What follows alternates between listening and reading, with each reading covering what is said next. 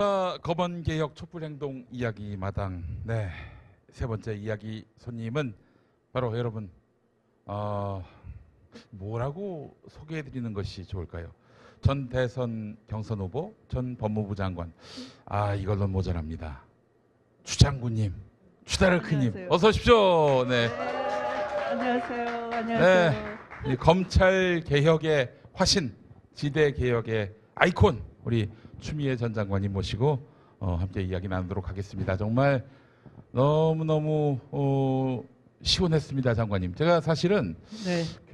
이 카드 내역서를 쫙 봤는데 그 전에는 이제 약국에 참 많이 갔었어요. 왜냐하면 속이 좀 답답한 일들이 많이 있고 그래서 많이 먹어서 또 그런 것도 있고요. 근데 지난 9월 동안에는 약국 간 일이 없었어요. 왜냐? 주말마다 엄청난 소화제를 마셨기 때문입니다. 네. 추미애라는 소화제를 마셨습니다. 네. 예. 정말 네. 그 연설을 듣는 게 뭐 삶의 모든 시름을 다 털어낼 만큼 네. 정말 우리 민주 시민들이 목말라 했던 말씀들을 해주셨어요. 그때. 네. 예. 아마도 밖에 있는 그 지지자분들께서 이러시더라고요. 네. 지금 우리 김용민 PD님하고 똑같은 말씀. 네. 내 마음속에 들어왔다가 나간 것처럼 그렇죠. 하고 싶은 말을 그대로 해주셔서 너무 위로가 된다. 그럼요. 힐링이 된다. 그 말씀을 하시더라고요. 정말 우리가 네. 얼마나 많은 빅엿을 먹었습니까? 그런데 아주 최근에 네. 또 우리 윤석열 씨가 본인이 추미애 장관님이 이제 징계위원회를 소집해서 징계를 내렸는데 네. 불복하는 차원에서 이제 소송을 냈다가 본안 결과가 나왔습니다. 1심 판결이 나왔는데 거기서는 징계는 너무 약했다. 도리어 너무 약했고 면직할 만큼 그런 아주 중범죄를 저질렀다는 식으로 이제 판단이 나왔는데 그러면서 또 우리는 속으로 외쳤죠. 이번에도 추미애가 옳았다. 추미애가 옳았다. 감사합니다. 박수 한번 더 쳐주시고. 일단 뭐 그것부터 한번 여쭤보겠습니다. 저 행정법원 판단 어떻게 보셨습니까? 사실은 윤석열 후보 쪽에서 그게 정치적이다. 대장동을 덮기 위한 거다. 이런 말을 막 하더라고요. 아마 그 법원의 판단을 이렇게 생각했던 모양이에요. 소의 이익이 없다. 말하자면 본인이 검찰총장을 그만뒀기 때문에 그 정직이나 이런 징계 처분이 있을 필요가 없는 거잖아요. 신분이 이제 검찰총장이 아니니까. 그러면 아마도 그 임시처분할 때 본인이 유리하게 받았던 것을 가지고 난 깨끗하다. 법무부 장관이 무리했다. 이렇게 프레임을 여전히 갖고 가려고 했는데 그게 이제 좌초가 됐거든요. 그렇습니다. 사실은 소송을 취하했으면 되는데 어제 국정감사장에서 이 정치 재판이다라고 막 따져 물었어요. 권성동 의원이. 측근. 그러니까 그 법원에서 답변하기를 아마도 원고 쪽에서 빨리 재판해달라. 라고 한 것으로 알고 있다. 그러니까 이제 윤석열은 본인이 이제 소송을 제기한 것도 몰랐던 것 같고 까먹었던 것 같고요. 또 법원에서 하는 얘기는 아니 빨리 판단해달라고 해서 빨리 판단해줬는데 이걸 갖고 이의 제기를 한다는 것이 말이 되는가라고 얘기한 것 같습니다. 그걸 이제 조목조목 판단했죠. 사실은 그 가처분 소송은 임시적인 거예요. 당시에 법무부에서 법무부 그 감찰을 진행했던 분들이 가서 이유를 설명하려고 했더니 판사가 제지를 했어요. 이것은 본안 판단이 아니다. 그러니까 그냥 소명만 하라. 라고 해서 그냥 법무부 쪽에서 주장을 다 안 들었어요. 본안 가서 판단하라는 거죠. 그리고 이제 가처분 판단 때. 그래서 사실은 임시적으로 그 윤석열 쪽의 손을 들어둔 듯이 됐지만 그때가 12월 24일 밤이었습니다. 제가 크리스마스 이브에 정말 기분이 어마어마하게 좀 무너졌고 그 이튿날 확진됐습니다. 장관님. 면역력이 아주 바닥으로 치달아서 그랬었는데 맞아요. 그때 막 답답해하셨죠. 대응 방송을 할 수가 없으니까. 글쎄 말입니다. 쓰러졌어요 그때 한마디로 얘기해서. 어제처럼 기억이 환합니다. 그래요. 그래서 본안에서는 그 조목조목 다 판단을 했죠. 그리고 증거를 다 얘기를 했죠. 그러니까 소상하게 증거에 의해서 판단을 판사가 한 것을 가지고 윤석열 후보가 대장동을 덮기 위한 정치재판이다 하는 것은 참으로 뻔뻔하고 어처구니가 없는, 여전히 잘 모르는 사람들을 향해서 프레임 걸기를 시도하고 있는 정말 그 정치적인 의도된 정치검사예요. 정치검사임을 그렇죠. 또 인증을 한 것이라고 봐야 될 것 같습니다. 윤석열 씨 본인이 소송을 제기했습니다. 본인이 소송을 제기해서 때가 돼가지고 판단한 건데 그게 무슨 대장동하고 무슨 상관이 있어요. 정신 차려야지. 아이고 정말. 하여튼 뭐 그 결과가 얼마나 저에게 또 소화제가 됐는지 모르겠습니다만은, 근데 사실 그때 징계위원회 소집하실 때 너무 힘드셨어요. 지난번에 또 추미애 TV에서 말씀하신 거 보니까 이게 뭐 윤석열 쪽에 또 검찰 내부에 윤석열 끄다풀에 반발도 있었지만은 사실 같은 편이라고 여겨졌던 분들의 발목 잡기 장관님이 그걸 참 뚫고 나가시기가 쉽지 않았겠다 생각이 들었는데. 그렇죠. 근데 관철하셨습니다만. 장관은 징계를 청구한 사람이기 때문에 징계위에 들어갈 수가 없고. 이제 징계위원들이 원래 구성이 돼 있는데 그 명단들을 입수를 해가지고 개개인별로 추적해서 보도하게끔 한 거죠. 그러니까 징계위원 2분은 잠적해버렸어요. 법무부에서 기일 통지를 하는데 나타나질 않아요. 그리고 한 분은 뭐 호남 고향이 호남이다, 친정권 그 견해를 갖고 있다, 이렇게 조선일보가 보도했습니다. 그렇죠. 조선일보가. 마치 징계위원으로 부적격한 성향을 갖고 있는 것처럼 프레임 걸기를 시도하니까 사실은 그 원래는 법무부 차관이 징계위원장을 맡게 돼 있었어요.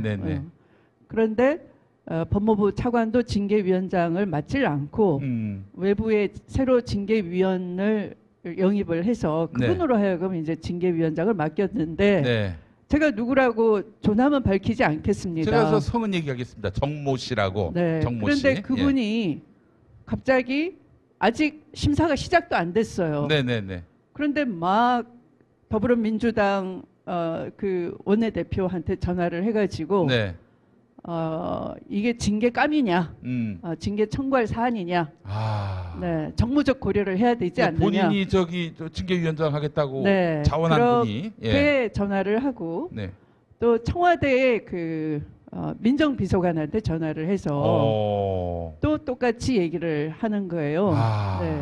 당에서 정무적 고려를 할 필요가 있다라고 하더라. 이렇게 또 정무적 고려라는 건 한마디로 윤석열을 봐줘야 한다. 이런 얘기 아닙니까? 자기 자신이 지어낸 말을 마치 당 원내대표가 한 것처럼 그렇게 또 얘기를 왜곡해서 전달을 하고요. 이 양반이 결국 징계를 그 그래서 정직 나중에 2개월로 제가 듣기로는 모 언론사 대표까지 만났어요.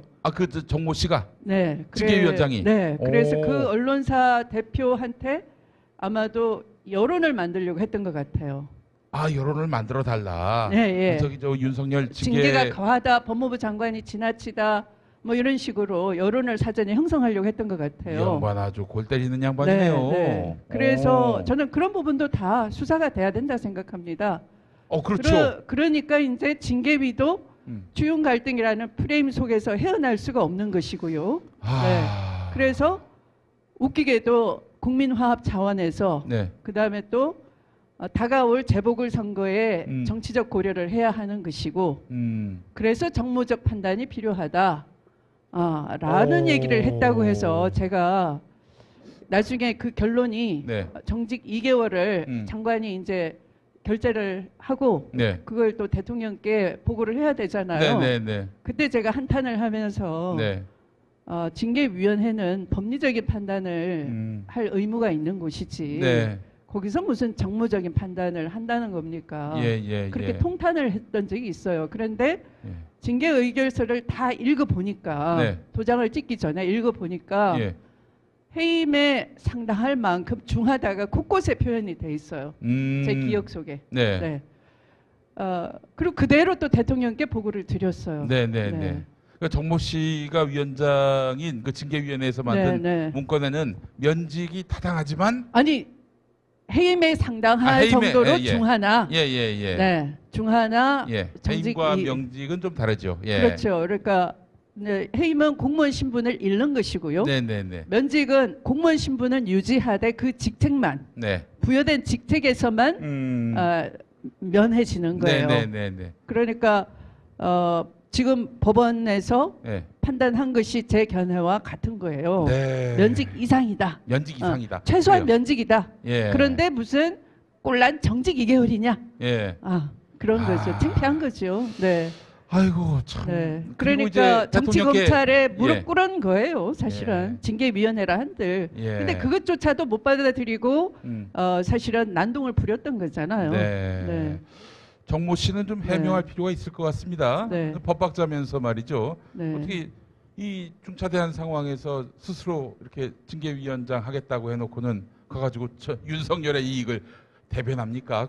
분명히 이거는 규명돼야 하고 이거는 수사를 통해서도 규명될 문제가 아닐까 하는 필요하다고 봅니다. 생각을 또 저도 갖게 됐습니다. 자, 이 말씀을 드리는 이유는 지금 말하지 않으면 나중에는 야사가 되는 겁니다. 야사가 되는 거죠. 역사의 뒤안길에 빠져버려요. 오늘 처음 얘기하신 겁니까? 정모 씨 얘기는? 네, 우리 보면 정사가 있고 야사가 있는데요. 이게 야사가 되면 안 되는 거예요. 역사를 우리가 살아 숨쉬면서 우리가 정직하게 얘기를 하면서 이 길을 바로 잡지 않으면 길이 자꾸 삐뚤어지게 됩니다. 이분들은 언제든지 또다시 개혁 세력으로 포장할 수가 있어요. 맞습니다. 아니 그 정모 씨는 사실은 뭐 검찰 개혁에 있어서는 우리 편인 줄 알았던 인물 아니었습니까? 그래서 다들 추천을 저한테 했었죠. 그리고 위원장이 됐었죠. 예, 알겠습니다. 저기 이거는 좀 생각 빠른 기자분들 계시면은 한번 취재를 좀 하셨으면 좋겠습니다.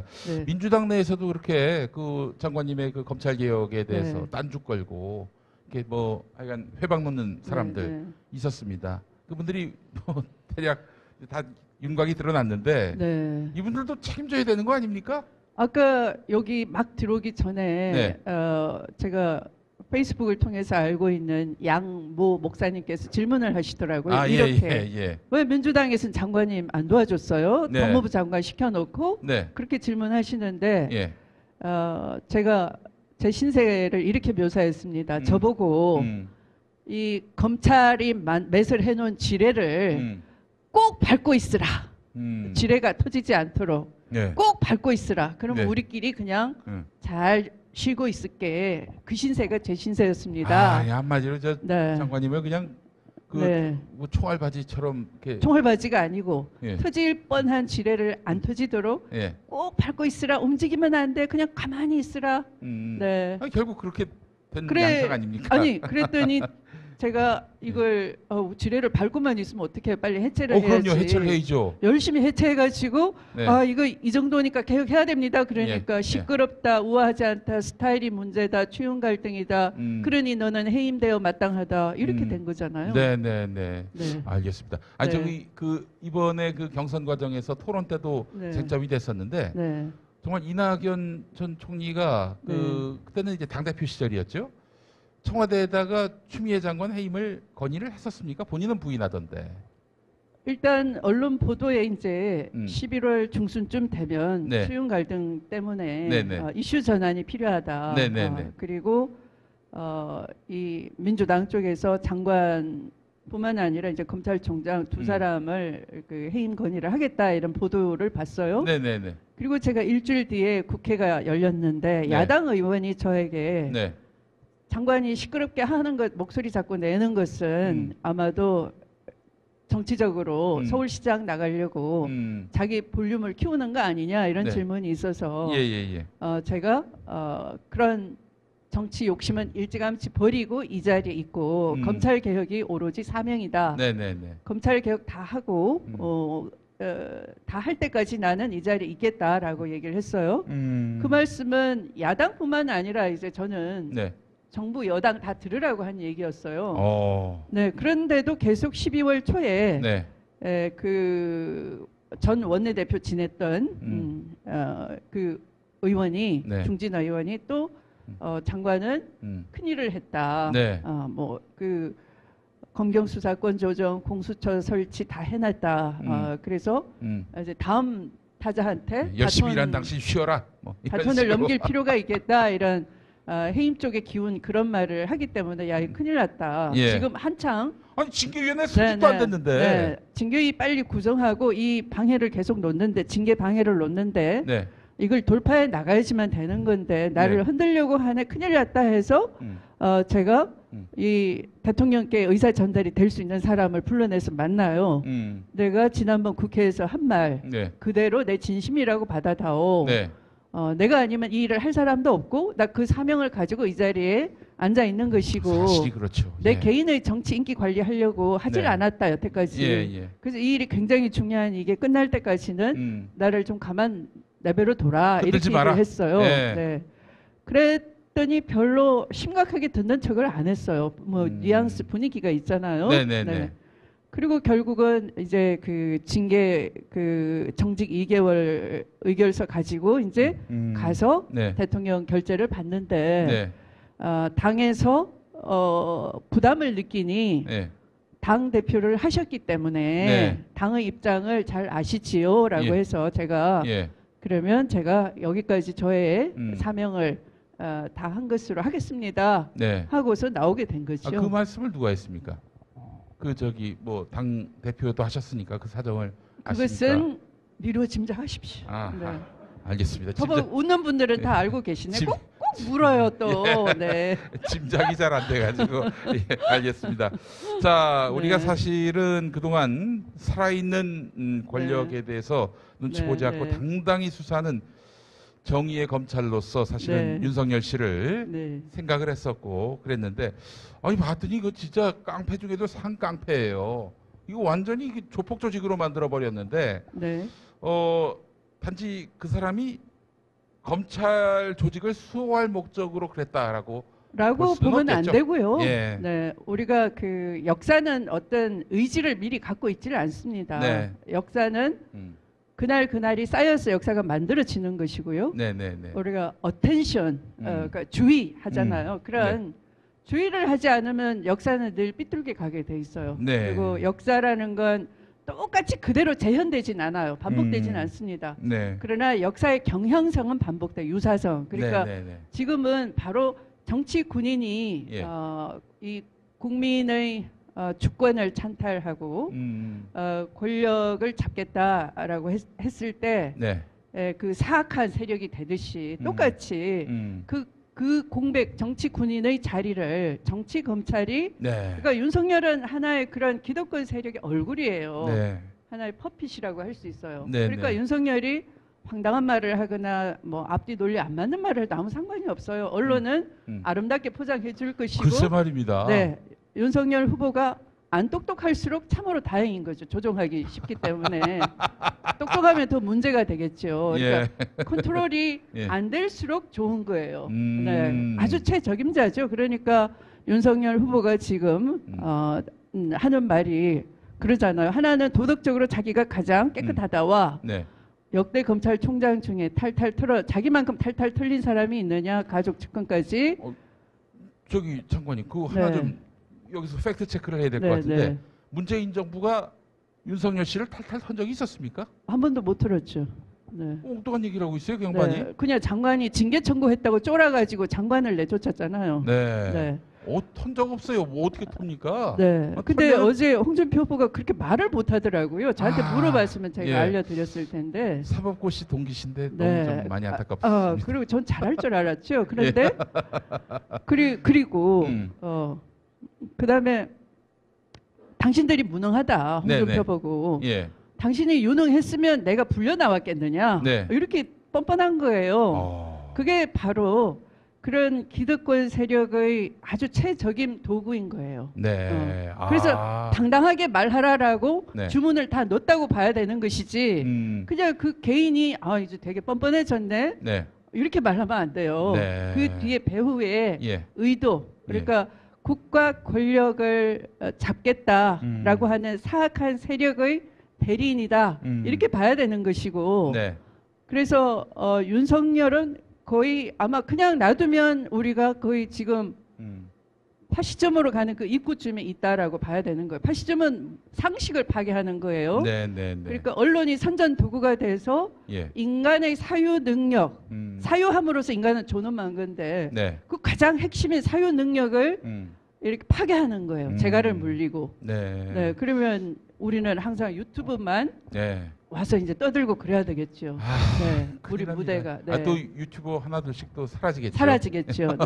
법을 또 법 기술을 부려서 잘 만들어가지고 그러니까 굉장히 그 위기로 가는 민주주의의 위기, 역사의 퇴보 이런 위기감을 가져야 되는데 이게 그냥 장난스러운 거예요. 우리 안에서도 그냥 적당히 타협하고 또 넘어가고 그러면 내가 국회의원 자리 하나는 하겠지라는 그 우리 안의 계산 이런 것 때문에 저쪽이 굉장히 컨트롤하기 좋구나 라고 하는 거죠.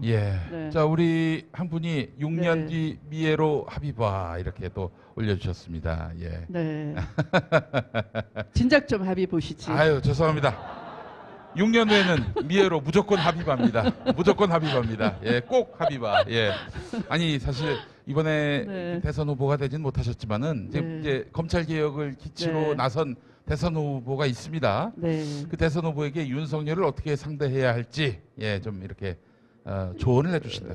그러니까 윤석열의 상대가 아니에요. 그러니까 이건 전면전이고요. 우리가 역사를 지키느냐 못 지키느냐. 그럼요. 그 문제인 거지. 이게 사실은 만약 윤석열 같은 사람이 반성도 없이 만약에 정말 지금의 이 그 염치 없는 태도로 대통령 당선되면은 쿠데타가 성공한 거 아닙니까?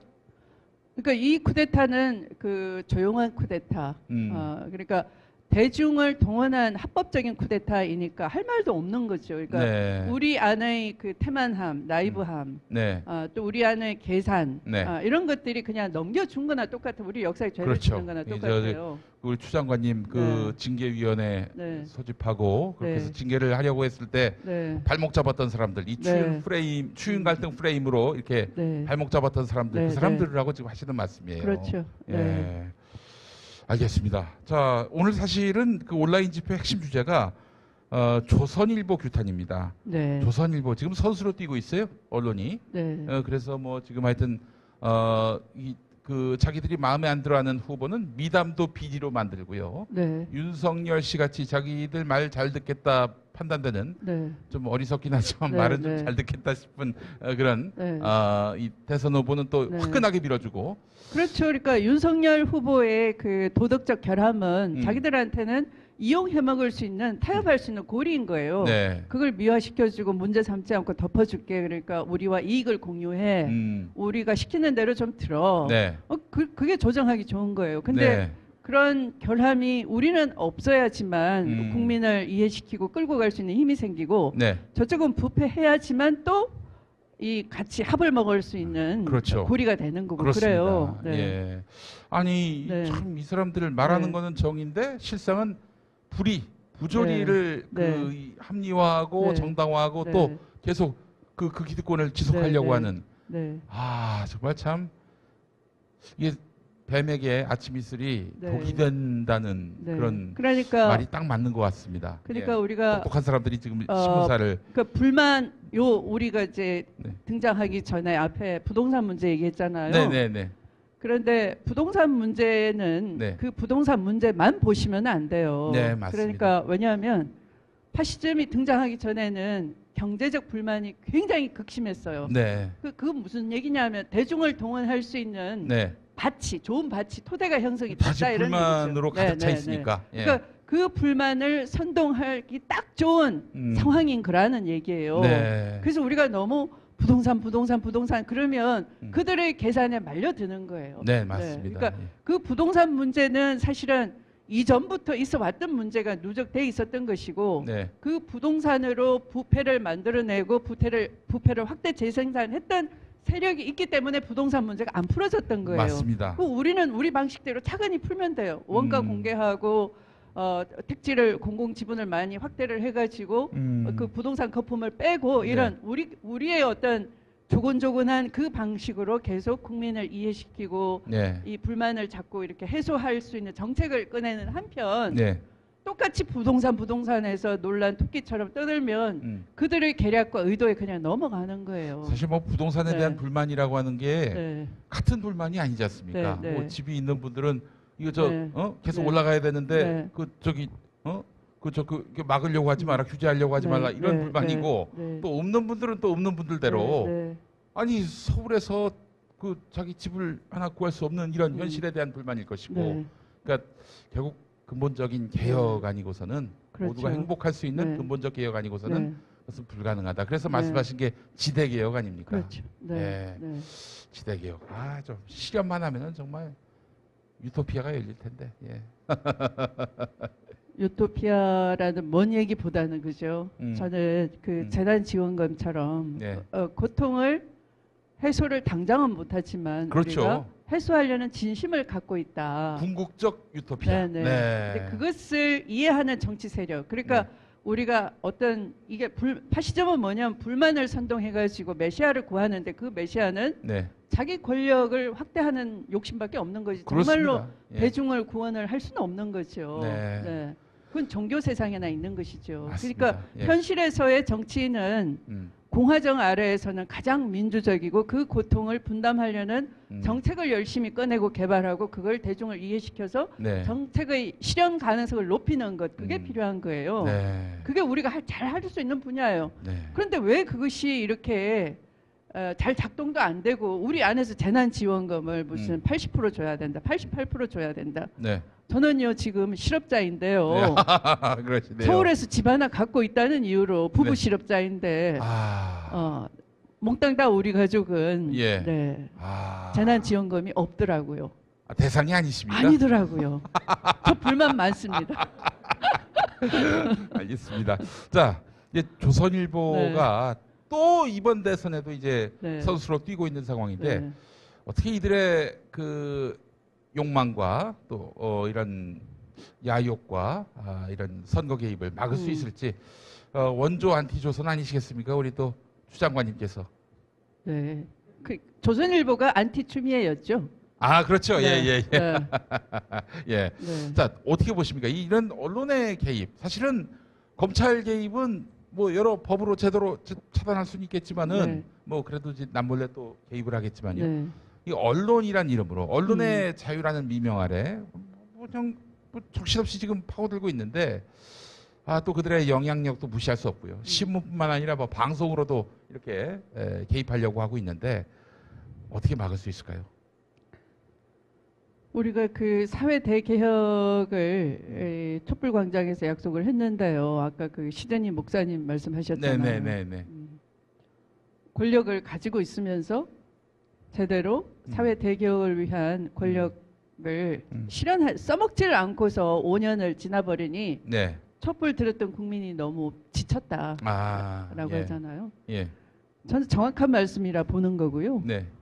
언론 개혁을 한꺼번에 급격한 충격요법으로 할 생각을 할 필요가 없는 거예요.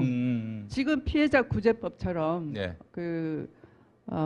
피해가 극심한 정말 악의적이거나 중과실 그런 태양으로 국민 피해를 야기할 때는 피해를 배상해야 된다. 이런 민사적인 책임이라도 져라. 이렇게 함으로써 언론이 좋은 방향으로 오게끔 이렇게 한 걸음씩 걸어가야 되는 게 민주적 방식이잖아요. 근데 왜 그것마저도 이번에 안 하는 것인지.